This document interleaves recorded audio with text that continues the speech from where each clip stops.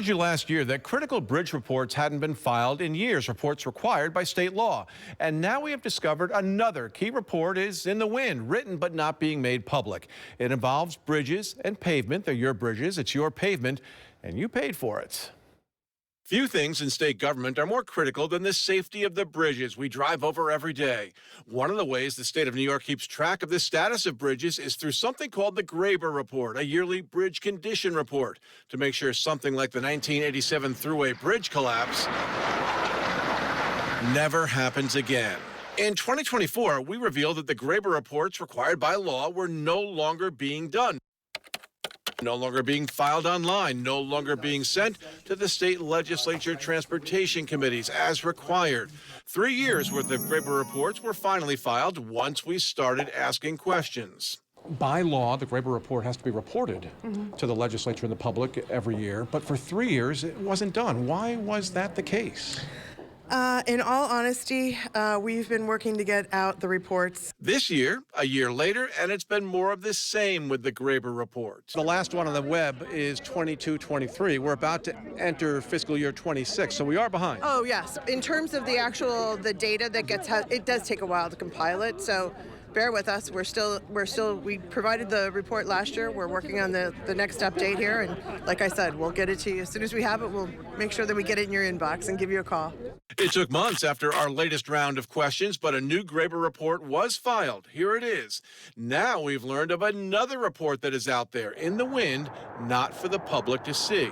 If I ask you to sum it up in one word, what's your one-word feeling about this report? Alarmed.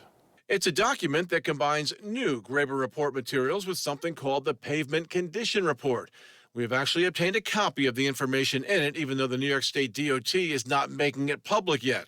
It's only shared with key members of the state legislature. We shared it with Ron Epstein, a former executive deputy commissioner of the state transportation department. He says it's not pretty. We're seeing an acceleration in the number of bridges that are transitioning from what we call good to poor and fair, and that's what scares me. The report shows that while 44 bridges have improved, 273 bridges have slipped into fair or poor condition. Here is how Ron Epstein puts the fair or poor bridge pavement into perspective. If you were to put this into a visual, the amount of deck area that is currently in fair and poor condition in New York State is equivalent of driving from Rockland County to Buffalo, New York, and back.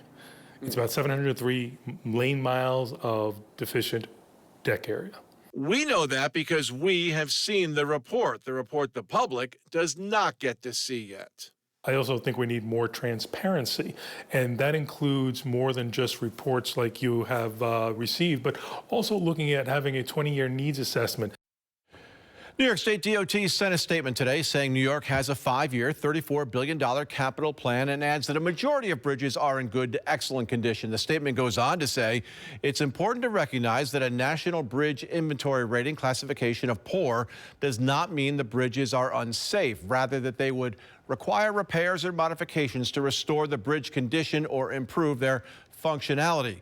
We can't stress enough, if a bridge were deemed unsafe, it would be closed. And Ron Epstein says he agrees with that final statement.